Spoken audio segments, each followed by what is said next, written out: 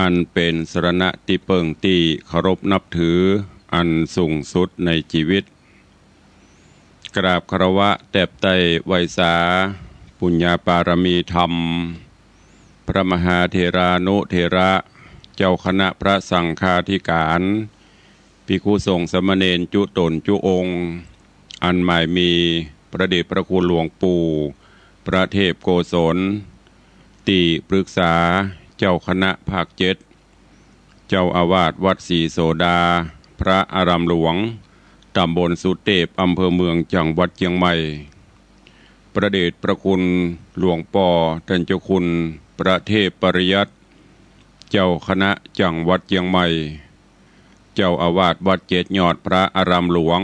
ตำบลจ้างเผือกอำเภอเมืองจังหวัดเชียงใหม่เป็นต้นเป็นประธานตลอดจนครูบาสังฆเถระเจ้าภิกขุสงฆ์สามเณรจุตนจุองค์ด้วยความเคารพขอเจริญสุขเจริญปรญาติโยมศรัทธาสาธุชนติ่นจองห้องวัดจุหนุ่มเท่าใจยิงขอน้อมต้อนรับทุกท่านเข้าสู่รายการมรดกธรรมกำเมืองต่างสถานีวิทยุพระพุทธศาสนาแห่งชาติและสังคมคลื่นเพื่อการศึกษาพระพุทธศาสนาและวัฒนธรรมส่งสัญญาณกระจายเสียง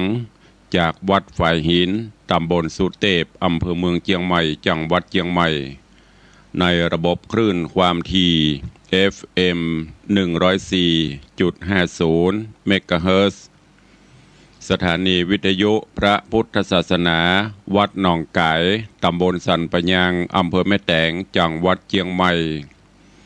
ส่งสัญญาณกระจายเสียงในระบบคลื่นความถี่ FM 99.75 102.0 และ 89.25 เมกะเฮิรตซ์สถานีวิทยุ CM77 วิทยุอินเทอร์เน็ตล้านนาส่งสัญญาณกระจายเสียงในระบบคลื่นความถี่ FM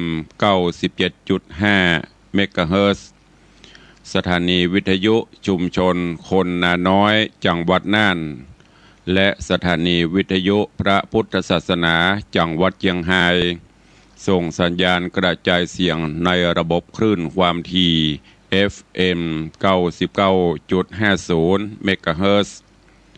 ตลอดจนวิทยุชุมชนเสียงตามสายหอกระจายข่าวตามวัดวาอารามตามหมู่บ้านต่างๆที่ครูบาสังฆะท่านเจ้าอาวาสตลอดจนต่างป่อแก่ป่อแคว้นได้เปิดออกลำโพงหอกระจายข่าวเสียงตามสายของวัดวาอารามของบ้านต่างๆเพื่อญาติโยมศรัทธาได้สดับรับฟังกันอยู่ในเวลานี้พร้อมกันนี้เจริญปรญาติโยมที่ได้ติดตามต่างเฟซบุ๊กเฟซไลน์ต่างเว็บไซต์ต่างๆบอกว่าจะเป็นเฟซบุ๊กของวัดวังสิงห์คำเฟซบุ๊กของ104ธรรมะคลายเครียดเฟซบุ๊กวัดไฟหินเฟซบุ๊กของตันตุเจ้าบ้านนอกทิตะสิโปตลอดจนหลายๆเฟซบุ๊กที่เป็นญาติธรรมในรายการได้ฟังแล้วก็ได้กดแชร์กดไลค์ส่งต่อๆกันไปเพื่อให้ญาติธรรมได้สดับฟังเสียงธรรมะกันอยู่ในเวลานี้รายการนี้ดำเนินโดยกล่าวกับผมอาตมภาพพระครูวิสิทธิ์ศรีลาภรณ์เจ้าคณะตำบลป่าแดดเจ้าอาวาสวัดวังสิงห์คำตำบลป่าแดดอำเภอเมืองเชียงใหม่จังหวัดเชียงใหม่เป็นผู้ดำเนินรายการก็นำธรรมะสาระปืนบ้านปืนเมืองทำข้าวมาเทศนาฮือกันทั้งหลายได้รับฟังกันเป็นประจำถึงวันตั้งแต่เวลา6 โมงถึง7 โมงเช้าโดยประมาณยกเว้นพี่น้องที่ฟังสัญญาณจากดอยม่อนจำปีวัดพระแก้วจังหวัดเชียงรายก็ฟังกันเมื่อค่ำยามคืนต้องกราบขอบพระคุณในเมตตาบารมีของท่านผู้อำนวยการทุกสถานีเจ้าหน้าที่ช่างเทคนิคผู้ควบคุมการกระจายเสียงทุกท่านทุกสถานีตัวเองและขอบคุณเจ้าของ Facebook ทุกท่านที่ได้ กดแชร์กดไลค์กันลำดับต่อไป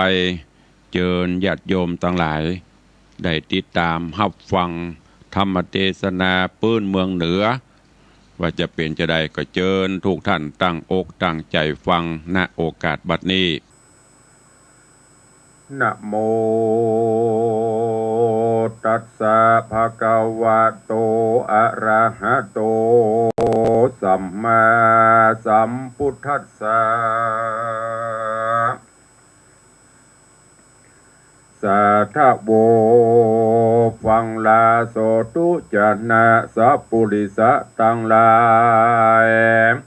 ทั้งหญิงและชายหนุ่มเฒ่าที่ได้ประกันเราติดตามถ่อมทาดาฟังยังมโนราปิ่นเกลียวลำดับแล้วมันเหิงยังผูกที่สี่ตอนสองเด้อเจ้าขอเชิ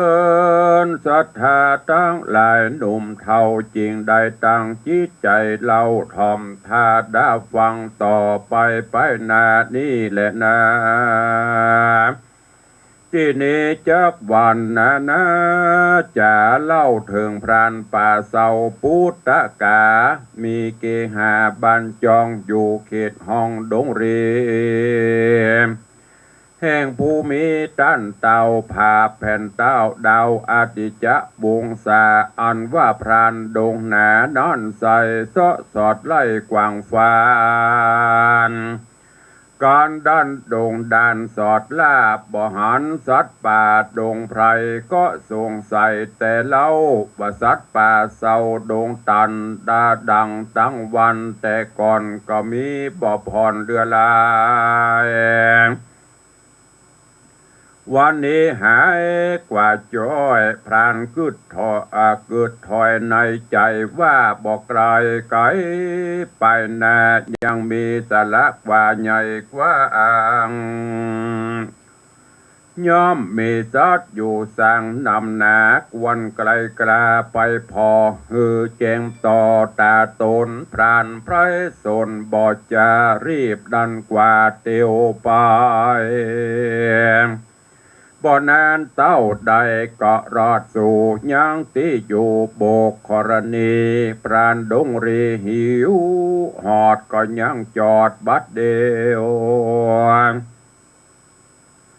ที่ปืนไม้เขียวร่มกวางหิมตาตั้งวังทานก็มีฮันและนาตะตาในกาละนอนพญานาคอันว่าอันมาจากบาดาลย้อนต้องมนคานกุลใหญ่แห่งพรำบาปใบปาลาก็กราบกราญาเป็ดนาเป็นเจ้าโลกลาหนอเมืองโคนแล้วนาอ่างอยู่โหนนาแจ่งตาไอดังกล่าวไว้หนหลังอัฏฐยังไปแจงพระจริงแสงเตสนาว่าภิกขเวดุราภิกขุทั้งหลายตนเป็นสายอริยญาจละเสียงขาดตัณหายาอันว่านาคราชานอนใส่การกราบเปตได้เป็นคนก็มีตัวตนบ่เศร้าเป็นดังเต้าเจ้าหอจานการเต้าเล่งหันปราณป่านั่งอยู่ต้าวังทานเต้าบันดาลกึดสอดขันนิงรอดเหงาไกล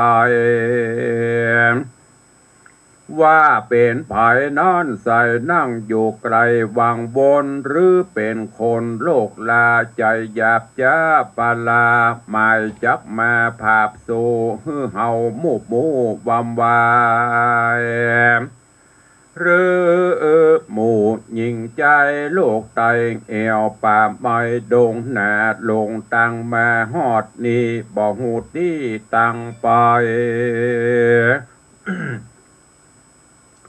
หรือครุฑดงไพรกระยาบใครกันกาบตัวเฮาแสงกวงเมามาสู่ในที่อยู่ดงรามควรจะถามกล่าว เฮอได้หูตามเมตนากาดนาคนาคีบ่จาก็จะเพาะนาไปหาแล้วใครจีญามโอกาสเป็นบทบาทบาลีว่ากุโตบุตตังกัสสสิติรุทธกะปลาอาวุธหัตถาอาวาโตสะตังดังนี้เป็นตนดูลาว่าดูรารุทกะมนวะหนุ่มเดาต้นบ่อสาอุดันป่าเศร้าดงเรอาวุธมีเครื่องคาลาสอดป่าดงไพรอยู่เมืองใดจุงกล่าวเฮือหูข่าวแดดเตนาเมื่อนั้นพุทธกาพรานหนุ่มเนากันพญานาคเจ้านาคาอันกราบกาญญาเป็ดนาเป็นเจ้าโลกลามาจะทำก็ไข่กำงามตอบถอยโดยกำอ่อนอ้อยปิญาว่าข้านี้นะอยู่ไกลในเขตเบียงใจอุตรนครแอวดงดอนสอดล่าหาสัตว์ป่าดงดาน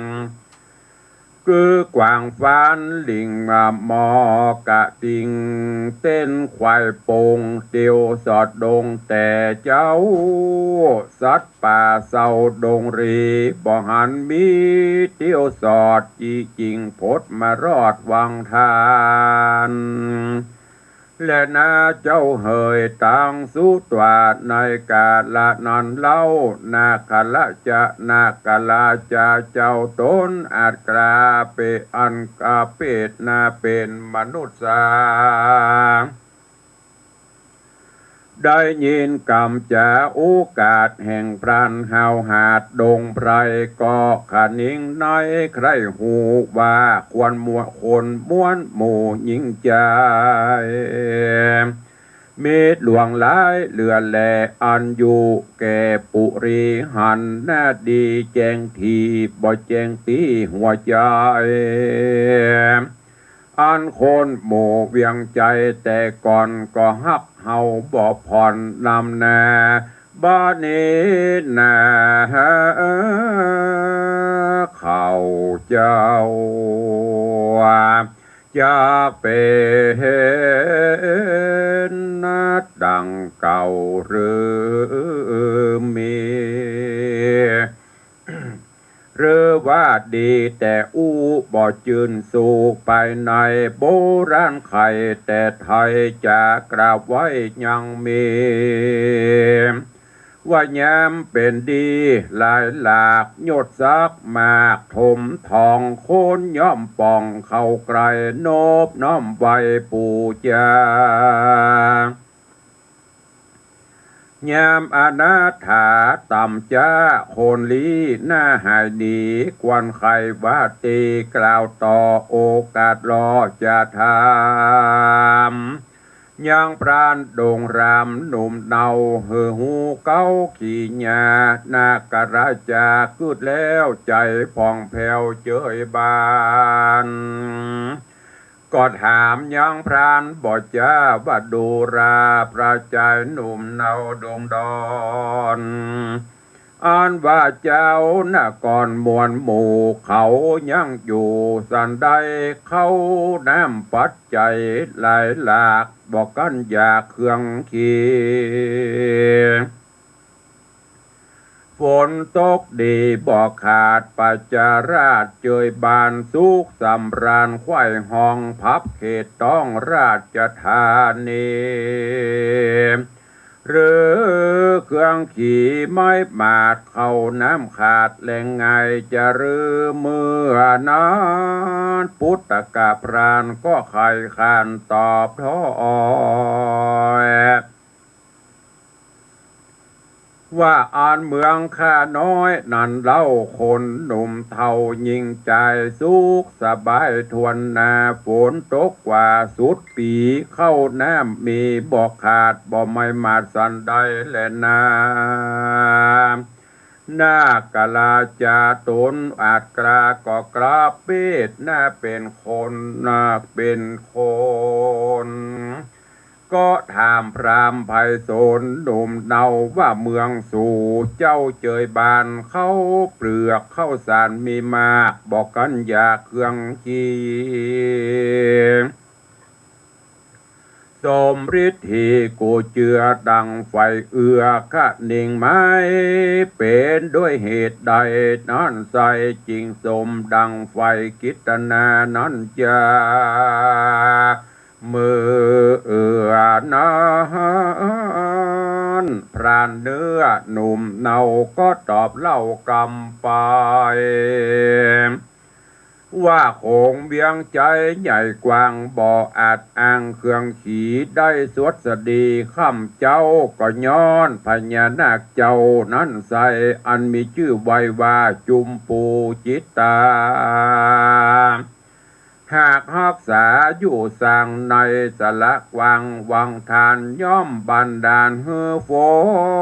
นตกลงหนแหล่งละเข้าน้ำกล้าอุดมดังไพศาลจุแห่งน้ำบ่แห่งสุดปีบัวระมวลดีพร้อมพรำไปด้วยข้าวน้ำและอาหารจริงเจยบานควายห้องพับค่อยเขตตองอุตรนกรส่วนเต้าผู้ทอนตนองค์อาจหรือพญานาคลาจาอันกราบกาญาเป็ดนาเป็นดังโลกลาเป็นดังเจ้าโลกลาสงสารได้ยินพรานไพศาลกล่าวย่อตนลายแหลจริงกล่าวเกไขกรรมว่าผีและมีผู้อาธรรมหยาบจ้าจักป่องฆ่าพญานาคฮือกากลาดพรากตายไปจากเนี้ยสันใดนั้นโสดจักคิวโคดโกธาหรือมนัสสาจื่นจ้อยจุงกล่าวถอยไข่ปันดังเฮาได้หันและหูแดเตนาโสลาจาอันว่าพญานาคลาจาตนองค์อาจได้โอกาสจะถามพรามพรานดงรำหนุ่มเนาว่าดูราพรานไพรแม้นว่ามีผู้ใดใจหยาบจักมาพาปราอาวีเกิดจักขาติพญานาคฮือตายจากเมื่อมอนเจ้านกรม้วนหมู่จักไปผับสู่ผจญภาพยับคนใจถอยฮือใดกราดกรอยเป็นผีหรือจักปากันยินดีจื่นสู่กับมวลหมู่อาธรรมอ่านใจดำเอาไม่ไปจูช่วยใจเขาเจ้าใครหือนาคนันเล่ามรณะขอใครจะบอกกล่าวหือหูข่าวสัจจังเตนาเมื่อนานพรานดงดำหนุ่มเทาก็บอกเล่ากำไปว่าแม่นคนใดหยาบจ้าจักมาต่อตาราวีเครื่องขี่เอาไม้หรือปองคาเต้าไทยจุมปูจิตตาข้าขออาสาไปรบภาพเอาหอกดาบตัดหัวฟักฟันตัวย่ออ่อยมันกราดกร้อยบำบายจะแลนา ตังสุตวาในกาละนอนใส่พญานาคใหญ่จุมปูจิตตาได้ยินพรามว่าบอกกล่าวได้หูข่าวเป็นมามีสัจจะหลายบ่อน้อยจริงกล่าวถอยกำงามตาถามพรานดงรำหาวหาดว่ากำโอกาสต้านนอนมีเตียงมันสัจจริงบ่ตวงติงแผกปรินหรือตวงตินไปมาอันจะรือเมื่อนอนพรานหนุ่มเนาดงนาก็ไข่ขี้เนื้อตอบถอยว่าตัวข้าน้อยพรานไพรจ๋ากำใดก็แล้วบอกกลาดเกลี้ยวกองดีกำบ่มีนั่นเล่าบ่นำมาเล่าไข่จ๋าข้าไข่ขี้เนื้อโดยซื้อบ่หอนหือพิธามจ้างมัวดำเอาไม้บอกเข้าไกลแปลงปันกลัว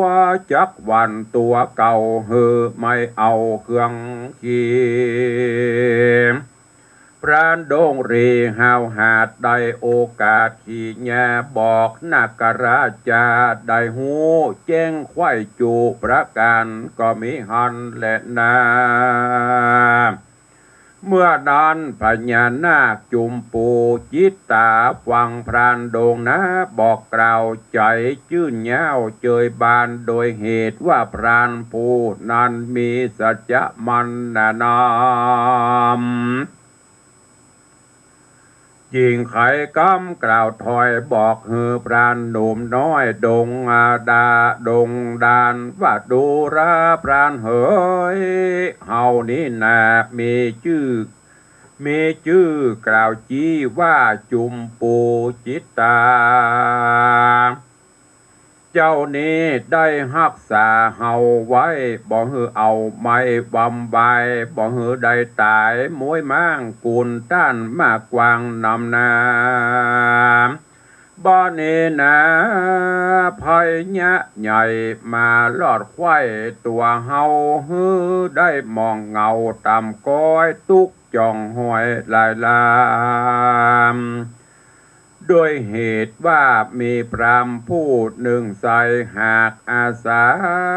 เต้าไทยปัญจนกรดันดงดอนใบหน้ามาไม่ป้องคาเล่าราเฮานี้นาไม่บาดบ่เวนขาดคืนวันพรานดงตันหัดเฮาก็ทำตั้นเต้านักราชาว่าจักฮือข้านี้นาไปภาพเกณฑ์ขนาบสันใดขอเร็วไวบอกกล่าวฮือหูข่าวตามมีเดชเตอเมื่อนันเต้าปุรีนกราชก็โอกาสปันมาว่าดูราต้านสหายแห่งคาตานจุงไปอยู่คุ้มญาลีซ่อนเมื่อหันพรามซ่อนมานี้เองจักเอามือจี้ลงวังทานกันมีเปลี่ยวไฟทั้งคืนตั้งแต่ปืนนาทีเจ้าจงเอาธนูดีโยกหยาดกระทำการหยาบจ้าหรือสวดมนต์กลาลงไปยิงยังพรานหัวยังพรานห้าวหาดปาลาฮือถูกยังแข้งขาหักลากอย่างฮือมันตายจากวำวายแล้วจุ่งผาพันภายอย่าจากำคอพรามบาปกราบาดเดียวแล้วฮือมันรีบเรียวไววาดเก้ยังสิบประสาทกะทา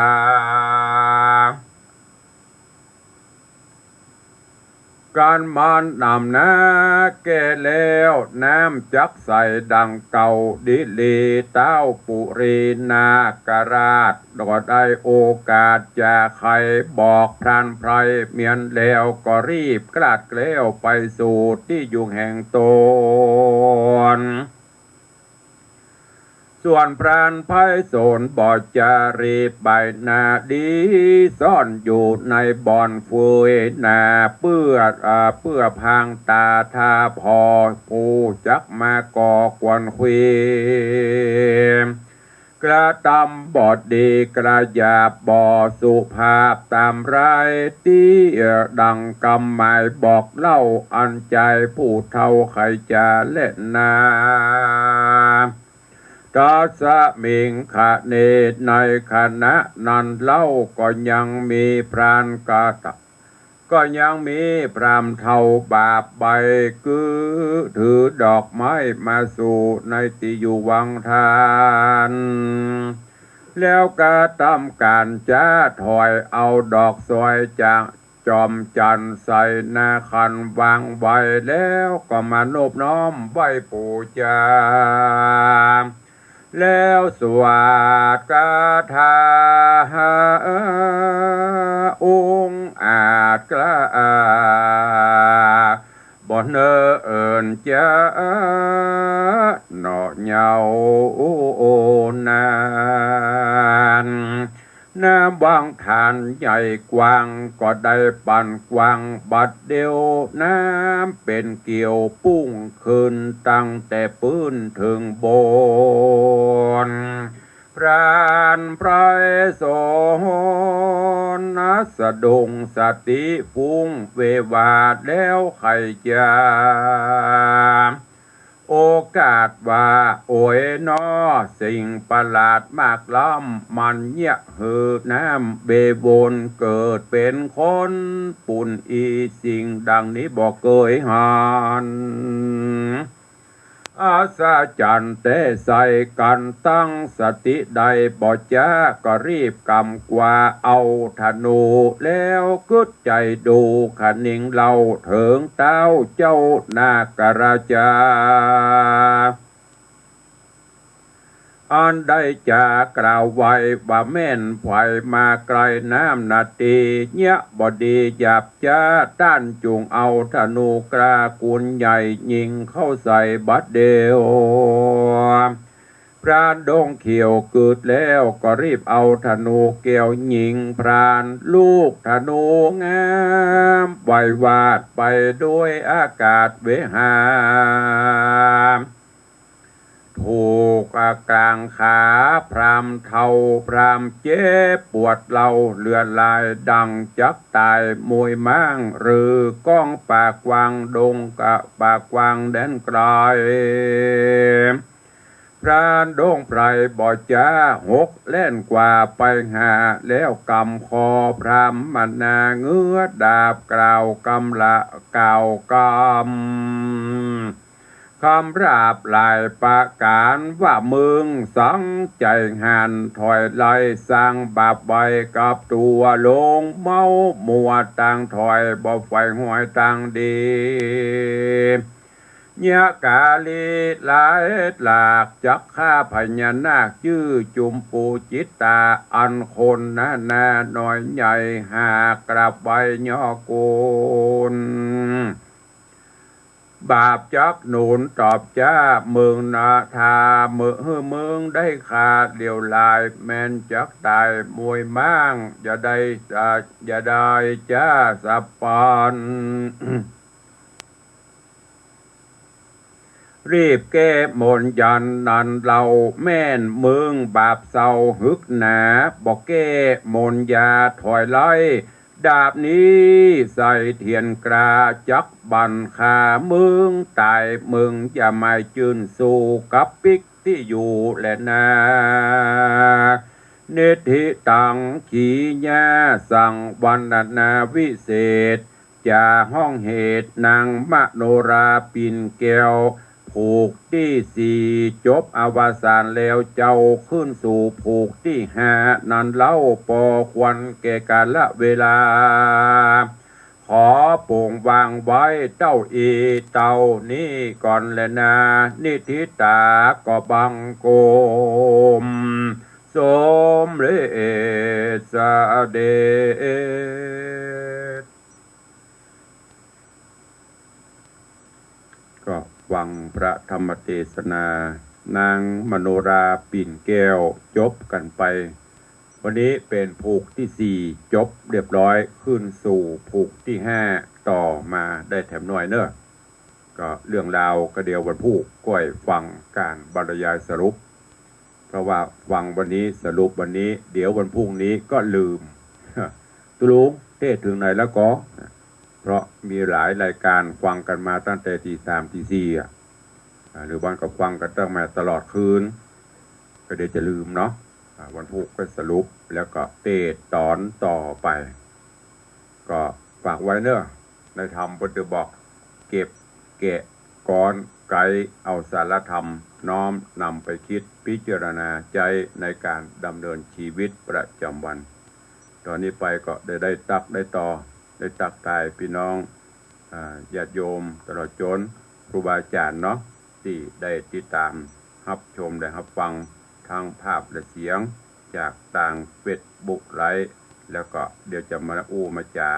กับพี่น้องญาติโยมที่รับฟังกันอยู่ทางบ้านทางจองก็วันนี้หลายนักเกเนอะเข้ามาติดตามรับชมรับฟังทางภาพและเสียงมีหลายคนเข้ามาสมัครเป็นเพื่อนใน Facebook ก็เป็นญาติธรรมทำได้เป็นเพื่อนกันมันก็บหารเนาะก็เป็นเพื่อนเป็นนี่กันก็หันกันได้เจริญปอนเนอะคุณโยมสลินทิพย์บุญเลิศเจริญปอนคุณโยม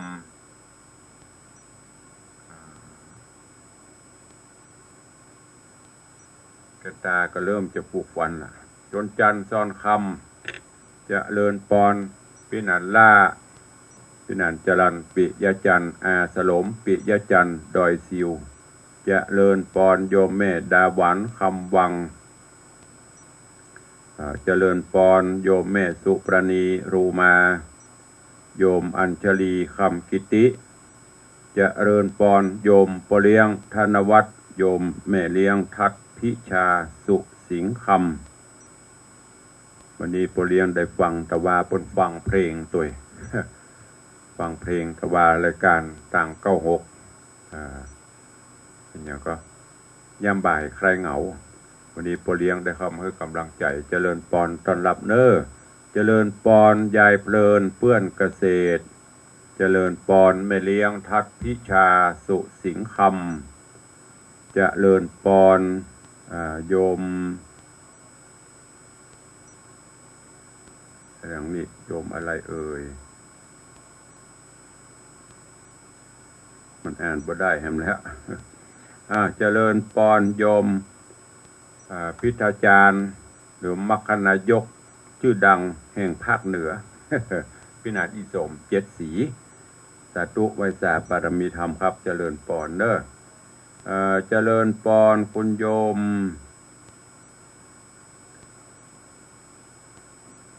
มันอ่านบาจะดวยปัทมะบาอ่านดีกว่าเดี๋ยวมันจะผิดกราบนมัสการเจ้าข้าโยมเพชรราพรเปิดเขียนตั้งรูปนี้เพชรราอาพรเพชรราพรกันทลาเนี่ย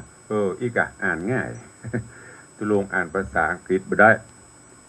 เจริญปอนเสือใต้แม่ปราณีพยัคฆ์ไคหพลกราบน้อมถวายการต้อนรับหลวงพ่อธรรมพระครูสถิตเจติยรักษ์เนอวัดเจดีแม่ครัวเจริญพรเด็กหญิงปันมีงาน แม่ปันมีงานใจสถานเจดีก็ยอดเจริญพรสิ่งเหนือโยมแม่จันดีวิสุทธินันท์กราบไว้สาเจ้าสาธุนะแม่เนอหนุ่มน้อยเมืองเหนือปุ่นยังหายกับพะเยาลืมไปเลย มาได้จะได้กินกับข้าวลำๆเนาะเปิดปิดกุ๊กเปิดร้านอาหารตัวก็ติดตามทาง Facebook ตลอดเปิดร้านอาหารขายอาหารดีแล้วเนอะเก็บหอมรอมริบสร้างหลักสร้างตัวยืนด้วยลำแข้งเฮานาดีเนอะพี่ไอเนอะหนุ่มน้อยเมืองเหนือสาธุเจริญปอนโยมตู่โยมสุรัตน์เสาคำเหี่ยวต้องไต้บุญมาแล้วกะ เพิ่นจัดทัวร์จัดทิพย์เหี่ยว ถ้าอยู่ใกล้จะไปตัวกุฏิปะเจริญปอนโยมจันทรายแปลงหลวงแม่วิน้องแฮกเกอร์เนอะเจริญปอนโยมแก้วรอดสการเข้ามาติดตามรับชมกันต่างหน้าจอเฟซบุ๊กไลฟ์กันสาธุเนอะอนุโมทนาขอบคุณทุกท่านตัวก็เดี๋ยวจะได้พบได้ปะได้อูได้จ่าต่างบ้านเนอะต่างบ้านนี่มันตึมหลายมีปอเลี้ยงเหียมีแม่ม่อนเหีย3-4 คนที่โทรมานะก็วันนี้มีบุญด่วนแจ้งญาติโยมต่างหลายเนอะแต่ว่าแจ้งไปต่างคลื่น90แต่ว่าก็แจ้ง96ตัวละวันนี้มีบุญด่วนมาแจ้งบุญอย่างตุลุงก็ในวันที่18จะมีคณะกรรมการตรวจเยี่ยมประเมินผลโครงการวัดประชารัฐสร้างสุขที่วัดวังสิงห์คำเนอะจะมีคณะกรรมการส่วนกลางระดับหนระดับภาคเพิ่นจะมาตรวจเยี่ยมประเมินผลประกอบไปด้วยพระมหาเถระหลายวัดหลายวาหลายจังหวัดรวมแล้วที่จะมาจากส่วนกลางที่เพิ่นแจ้งมาก็จะมีคณะกรรมการ15 รูปพระอนุจรผู้ติดตามแห่ม14 รูปพลครับแห่ม13 คนนี่ที่เพิ่นแจ้งมาในส่วนของจังหวัดเชียงใหม่เฮาก็จะมีพระมหาเถระระดับจังหวัดท่านมีหลวงพ่อพระเดชพระคุณหลวงพ่อเจ้าคณะจังหวัดรองจังหวัดเจ้าคณะอำเภอรองเจ้าคณะอำเภอตลอดจนพระเถระเบ็ดเสร็จแล้วก็ทั้งจากต่างเจ้าหน้าที่สำนักพุทธก็ดีวัฒนธรรมก็ดีหลายหน่วยงานอันนี้ยังบ่รวมเจ้าภาพนะในตำบลเขานี่เฉพาะที่จะมาเนี่ยก็ประมาณ100ดังนั้นก็ตุลุงได้จัด โต๊ะได้จัดอาหารเพลอาหารถวายพระสงฆ์องค์ข้าเจ้าและเลี้ยงแขกผู้หลักผู้ใหญ่เนอะตือมดตือมวนกันมีประมาณ20 โต๊ะท่านผู้ใดมีกุศลและจิตเจตนาศรัทธาที่จะร่วมเป็นเจ้าภาพโต๊ะละ 1,500 บาทโต๊ะละ 1,500 บาทเนอะหรือจะร่วมเป็นเจ้าภาพถวายเป็นองค์เป็นรูปก็รูปละ200 บาทต่อ1 หัว 1 รูปฉะนั้นก็แจ้งญาติโยมทั้งหลายแต่ว่าได้รับเมตตาจากโยมปเลี้ยงธนวัฒน์โยมแม่เลี้ยงทัศพิชาเพิ่นได้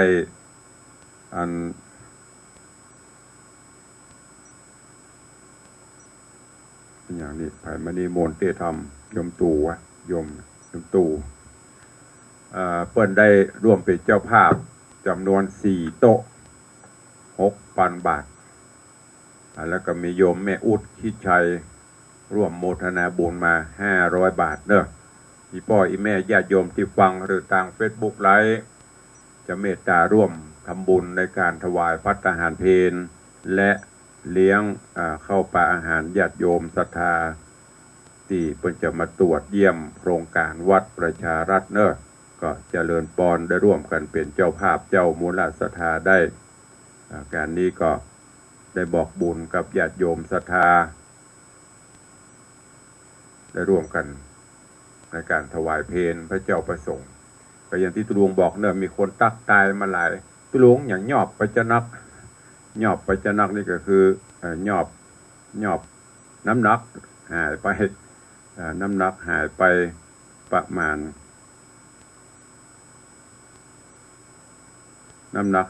ะมาณ5-6 กิโล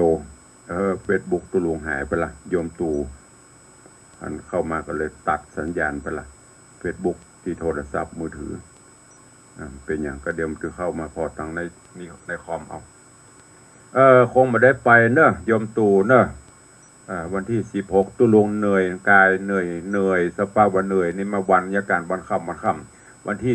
16 17จะต้องเตรียมงานหนัก18เปิ้นมาตรวจอยู่ในระหว่างเข้มข้นเนอะโยมตู่บอกว่าขอนิมนต์เทศนาธรรมงานศพแม่จันเปงระดม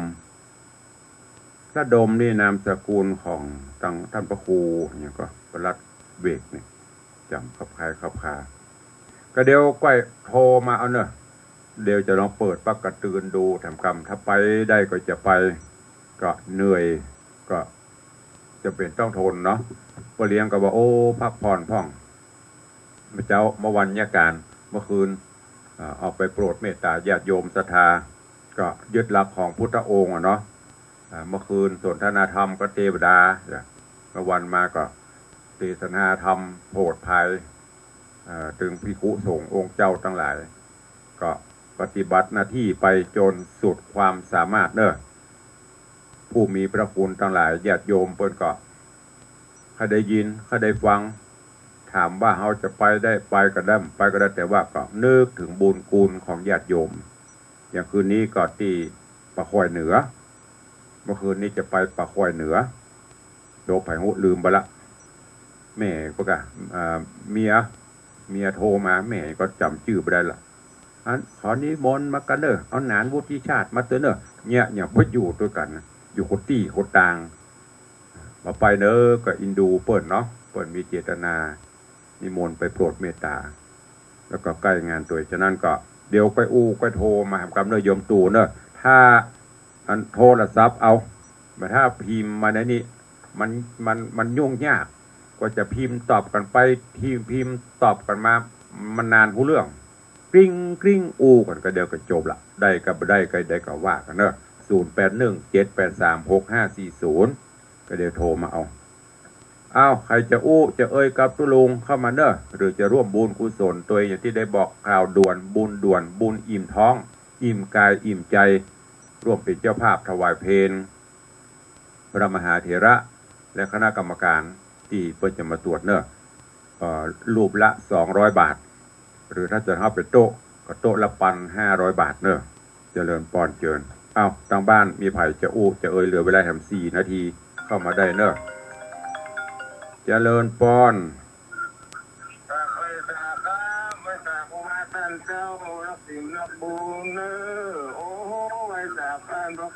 ดูแลสุขภาพเป็นเนอร์นักเรียนอย่างทองแทนเนอร์ว่าได้อยู่ได้ยังสตางค์ก็ดีเซาะการก็ดีเงียบเนาะสาธุอนุโมทนาเนอะขอบคุณกับพ่อเลี้ยงสาธุโดยกำลังใจอันแรงกล้าโยมพ่อเลี้ยงแต่ว่าเปิ้นแต่ว่าเปิ้นขอนะหอมไม่เลี้ยงเปิ้นฟังเพลงค่าน้ำนมไม่เลี้ยงว่าถูกใจไม่เลี้ยงถวาย500เดี๋ยวพ่อเลี้ยงโทรมาตะกี้หอมไม่เลี้ยง500เดี๋ยวถ้าเพลงถูกใจจะฮึปันเนี่ยพอมาดูด้วยกันนานจนรู้ใจไผ่ชอบอะไรอย่างตู้เจ้าชอบอะไรอย่างพ่อเลี้ยงไม่เลี้ยงชอบอะไรอย่างนี้โดยให้บุญบารมีกู้บุญกู้กันวันนี้ก็หรอกจะหูก็เลยเปิดถูกใจได้เหรอแต่ว่า2 ปันตุเนอะก้าขนมพ่องก้าอันอย่างก็เครื่องดื่มบำรุงกำลังบำรุงร่างกายพ่องแต่ว่านี่พ่อเลี้ยงถวายมาตื้อมวลถวายนี่8,000 บาทก้าอาหาร4 โต๊ะ6 ปันแล้วก็ถวายพิเศษส่วนตัวแถม2 ปันสาธุบุญบารมีปกปักรักษาเนอะขอให้โรยล้นฟ้ามีแล้วมีอีกอย่าได้เจ็บอย่าได้จนคำว่าไม่มีอย่าได้บังเกิดมีกับพ่อเลี้ยงและญาติโยมเนอะอีก1 นาทีสุดท้ายดับปิ้งวินวอยไม่มีใครฟังเลยต่างวิทยุมีแต่พ่อเลี้ยงนอกนั้นดับปิ้งก็อย่างที่ได้เตือนไปนะอยากจะดับก็ดับไปอีกไม่นานก็คงต้องดับตลอดมันเป็นจะก็อย่างบอกไปนั่นแหละสถานีจะได้ลดความถี่ลงแล้วเมื่อนั้นแหละท่านจะร้องไห้หาตุลุงเนอะตุลุงไปที่ไหนไม่ต้องโทรหากันเนอะอันโทรกับกองวิทยุดักละโทรมันจะไปโทรไม่รับปรึกษาเพราะเราไม่ได้เป็นผู้อำนวยการเวลาออกหน้าไมค์นี้ดักปิ้งบางทีอันวิทยุดักเดือดร้อนรับก็ป้อมไม่ได้รับอยู่ไหนป้อมได้อยู่สุขโทรตุลุงวิทยุเป็นอะไรยังดักปิ้งกันนี่ก่อนถ้าโทรพิยุดักตุลุงก็จะปิดโทรศัพท์เลยไปโทรมาจมเนอะ เอาละจมนับบดีเดี๋ยวจะเท่าบุยวันนี้เวลาหมดเวลานำมาจนได้แตดมาแหมเปิ้นโทรมันหมดเวลาแล้วเปิ้นมึงโทรไปจมโทรมันจะไม่เท่วายหัวจะดีกะเวลาหมดเวลาขอนำรายการจากไปก่อนปะกันใหม่ในวันต่อไปถ้ามีเวลาวันนี้ขอความสุขสวัสดีบังเกิดมีกับทุกท่านเนอยัตตาโลธรรมาวัตันติอายุวันโนสุขังปะลัง